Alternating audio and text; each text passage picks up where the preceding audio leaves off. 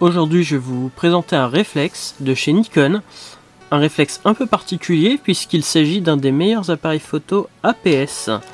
Donc l'APS était un système de pellicule apparu donc en 96 qui permettait d'avoir trois formats de photos classique, 16 neuvième et panoramique. En fait la photo était enregistrée en 16 neuvième sur la pellicule et ensuite recadrée au format 2 tiers ou panoramique. Donc ça a été un flop complet puisqu'en fait le numérique est arrivé juste après et c'était censé être un mélange entre l'argentique et le numérique. Le numérique n'étant là que pour stocker quelques informations complémentaires sur la pellicule. Alors, pour présenter rapidement cet appareil photo là, c'est un réflexe, donc un appareil photo, un objectif interchangeable, donc objectif Nikon, mais un peu spécifique, qui s'enfonce un petit peu. Si j'arrive à le retirer.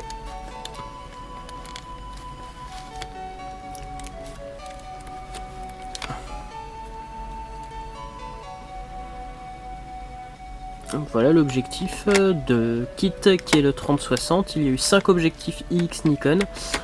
Ici je vais vous en présenter qu'un.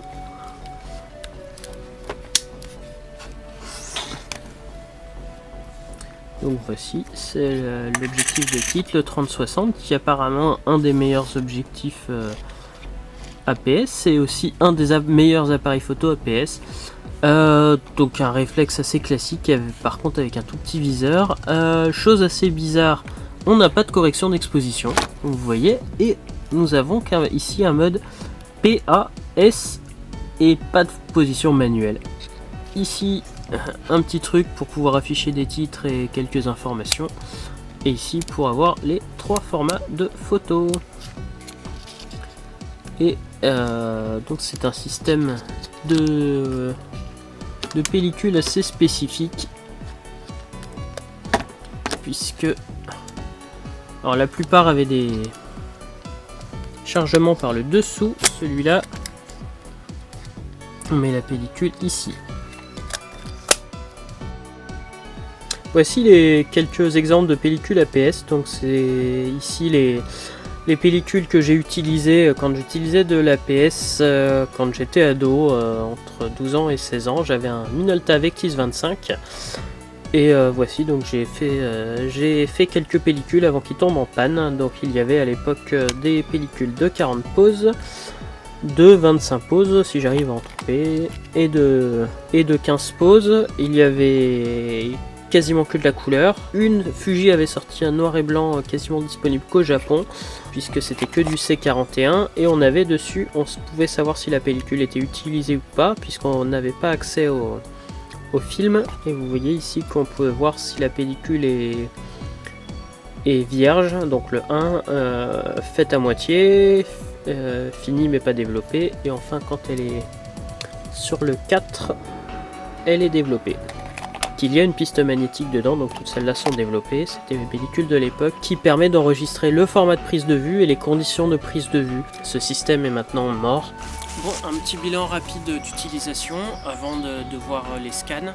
Donc j'ai fait développer les trois pellicules que j'ai faites, les trois pellicules APS. Donc il y a celle que m'avait donnée Ginette, comme je vous ai dit au début de la vidéo. Il y a aussi deux autres pellicules qui m'ont été données par Michel qui est à Saint-Étienne. Donc merci à Ginette et à Michel pour ces pellicules. Donc j'ai fait ces trois pellicules. Malheureusement seule la première a pu être faite complètement. Pour la deuxième pellicule, j'ai voulu tenter ce qui était prévu par le standard APS, c'est-à-dire de pouvoir changer la pellicule au milieu, donc pour changer de sensibilité, pour passer en noir et blanc, etc. Et ensuite de la remettre. Malheureusement j'ai pu la retirer au milieu et quand je l'ai remise, il m'a affiché erreur et il me l'a mis comme terminé. Donc une fois que la pellicule marque terminé, c'est foutu. Pour la troisième pellicule, j'ai pu donc la mettre sans problème. Par contre, arrivé à la 13e photo, il m'a affiché erreur. Ensuite, dès que je voulais prendre une photo, il faisait du bruit bizarre, comme si la pellicule était coincée. Tout ce que j'ai pu faire, donc, c'est la rembobiner, donc en appuyant sur le bouton rembobinage. Et la pellicule s'est rembobinée et était marquée en terminé. Donc voilà, j'ai pas pu tester le fait de pouvoir changer de pellicule en cours, puisqu'apparemment ça fonctionne pas. Peut-être que les pellicules avaient aussi vieilli, que la piste magnétique avait du mal à être lue, c'est pas impossible non plus. Les pellicules ont tous une dizaine voire une quinzaine d'années maintenant, donc je peux rien dire sur les pellicules. Au niveau de l'utilisation de l'appareil, c'est vraiment bizarre qu'il n'y ait pas de position manuelle. Par contre j'ai trouvé la correction d'expo. Sinon ça reste un réflexe argentique classique, à part que ça prend de la pellicule APS. L'autofocus fonctionne mieux à mon goût que le F60 ou le F601. Il est tout petit, il est léger. J'ai réussi en faisant 3 pellicules à bouffer les piles, donc j'avais mis des piles rechargeables quand même. Sinon, donc voilà, le viseur est petit. Sinon, pas grand chose à dire.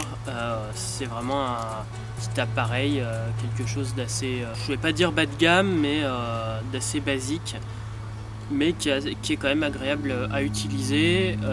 Je pense qu'en effet c'était le plus haut de gamme au niveau des APS chez Nikon en tout cas. Pas grand chose à dire quand on a déjà utilisé un réflexe autofocus, à part le fait qu'il est petit et qu'il a une forme assez agréable. Voici le résultat donc des images que j'ai faites avec cet appareil photo là. Je suis moyennement content du résultat. Ça fait en effet ancien et j'ai l'impression qu'il y a des fuites de lumière. Je ne sais pas si elles viennent de l'appareil, ou du film qui est complètement périmé, donc il y a plus de entre 10 et 15 ans sur les différents films que j'ai utilisés. Ou alors si ça vient de mon Reprodia qui a des soucis. Donc en fait un Reprodia c'est juste un tube où je fais passer la pellicule au fur et à mesure. Je n'ai pas d'autres moyens, donc il faudra peut-être que je bricole mon Reprodia pour les prochaines, si j'en fais des prochaines. En tout cas, on voit que l'objectif pique quand même.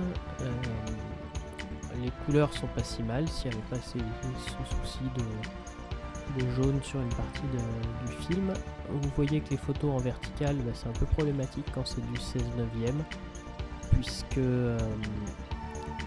tout simplement l'écran 16/9 à l'horizontale, donc quand je prends des photos à la verticale, c'est pas facile à insérer sur la vidéo, ça prend peu de place.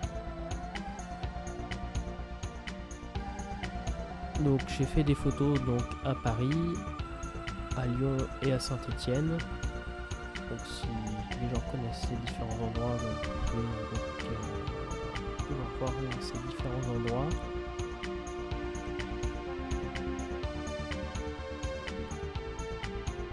Je suis donc j'aurais préféré faire mieux, en tout cas je suis moyennement content du résultat. Je pense qu'il y a certaines compos qui étaient correctes, mais j'ai pas réussi à faire mieux.